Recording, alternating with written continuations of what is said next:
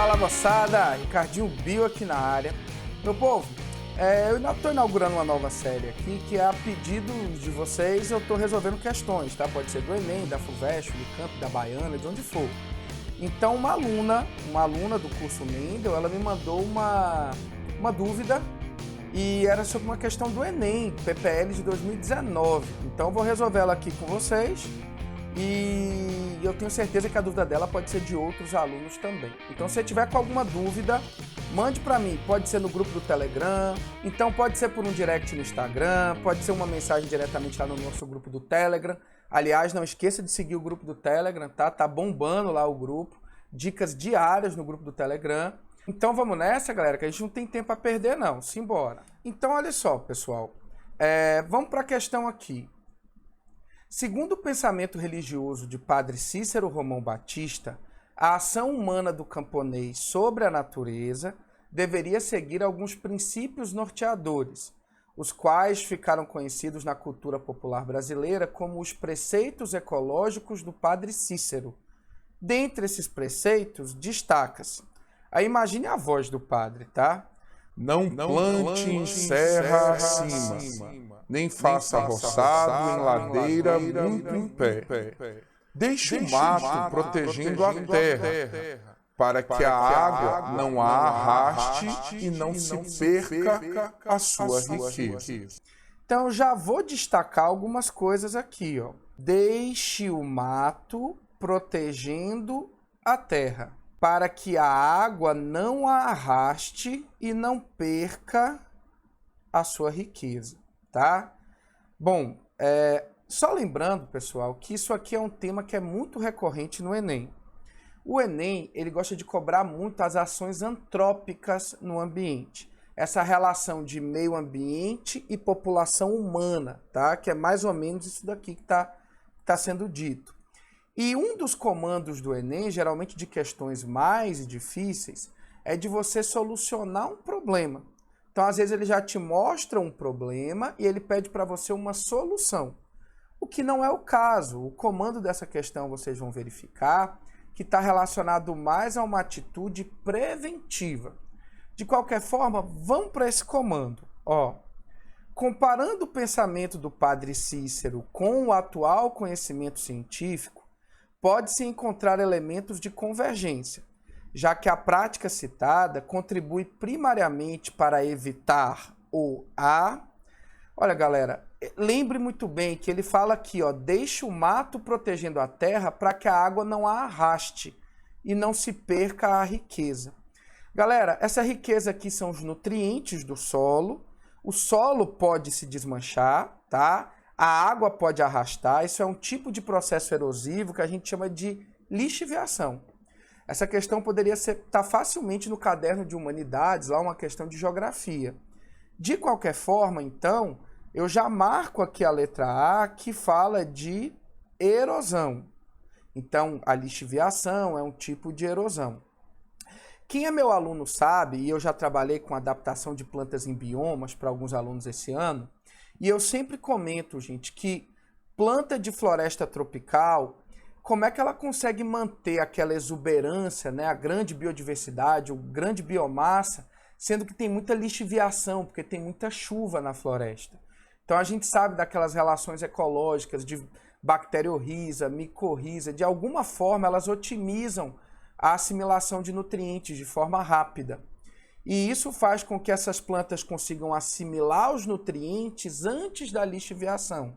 E por isso que elas podem garantir uma exuberância, mesmo num solo muito pobre. Porque região que chove muito tende a ter um solo pobre por conta da água arrastando esses nutrientes. Aí vamos lá então, a gente já marcou erosão, né? E aí eu queria só relembrar para vocês qual é o papel do mato para proteger esse solo da lixiviação. Vocês sabem que as dicotiledôneas, elas apresentam um tipo de raiz, que é uma raiz chamada de raiz pivotante. Eu tenho um ramo principal aqui e tenho alguns raminhos assim saindo, tá? Isso aqui é típico de uma dicotiledônea. As monocotiledôneas, elas não apresentam um ramo principal. Então, elas apresentam uma raiz mais ou menos assim, ó, uma raiz chamada de raiz em cabeleira. E essa raiz em cabeleira é a que tem o maior poder de prevenção de lixiviação, porque ela segura esse material do solo. Quando você desmata essas gramíneas, que são monocotiledôneas, você acaba facilitando esse processo erosivo. Então, o desmatamento tem uma relação com a erosão, sim. Vamos ver as outras? Por que as outras seriam falsas? A salinização. Galera, salinização tem a ver com o aumento da concentração de sais em um determinado ambiente, né, no solo. E aí você sabe que por condições osmóticas a gente desidrata os seres vivos daquele ambiente e reduz bastante a biodiversidade. Se eu jogar sal num solo lá, eu torno ele infértil. Não tem nada a ver com o que a gente está falando aqui, com água arrastar nutrientes. Eutrofização já é um outro desequilíbrio ambiental que tem uma relação direta com a floração de algas. Então, algumas algas se proliferam de forma desordenada, forma-se uma barreira na superfície do ambiente aquático, prejudica a penetração de luz, a difusão dos gases, a quantidade de oxigênio diminui e vai causando mortalidade dos seres aeróbicos, tá? Então não é eutrofização. Apesar de que eutrofização é um tema que cai bastante na prova do Enem, vocês não podem esquecer. Mas aí tem a ver com desequilíbrio anormal de algas. Assoreamento. Vamos ver o que é o assoreamento. Imagine que eu tenho aqui um rio, tá? Pelo amor de Deus, galera. Tentar desenhar aqui no PowerPoint é barril. E aí, gente, imagine que esse rio ele tenha uma certa profundidade. Então, imagine que esse rio aqui ele tem uma certa profundidade. Aqui é a água do rio, tá bem verde, por sinal. Pessoal, o assoreamento, ele nada mais é do que o quê? De um material do solo que vai caindo. Esse material vai caindo, vai sendo empurrado para o lago, para o rio, e ele vai se depositando. Quando esse material se deposita, esse lago, esse rio, ele vai ficando mais raso. Isso a gente chama de assoreamento, tá? E assim, você tem que tomar cuidado porque esse é o distrator da questão. Porque você deve pensar, professor, se lixiviar, eu vou levar esse material erosivo, né? O produto da erosão que está lá no solo, e eu vou jogar para o rio. Então não poderia ser assoreamento, mas olha que ele fala, gente, que a prática citada contribui primariamente. Então isso aqui seria secundariamente, porque isso é uma condição indireta. Então, galera, não esqueça disso aqui, não é assoreamento, tá? Porque ele está falando que você manter a região com plantação, uma grande vegetação ali no solo, vai contribuir primariamente para evitar a erosão e secundariamente o assoreamento. Então, por conta desse comando, primariamente, não poderia ser assoreamento. E a desertificação, galera, aí já é uma condição muito mais avançada, né? Um solo desértico é aquele solo que praticamente não tem seres vivos ali. Então teria que ser uma condição muito extrema, de seca, de um grande período de seca.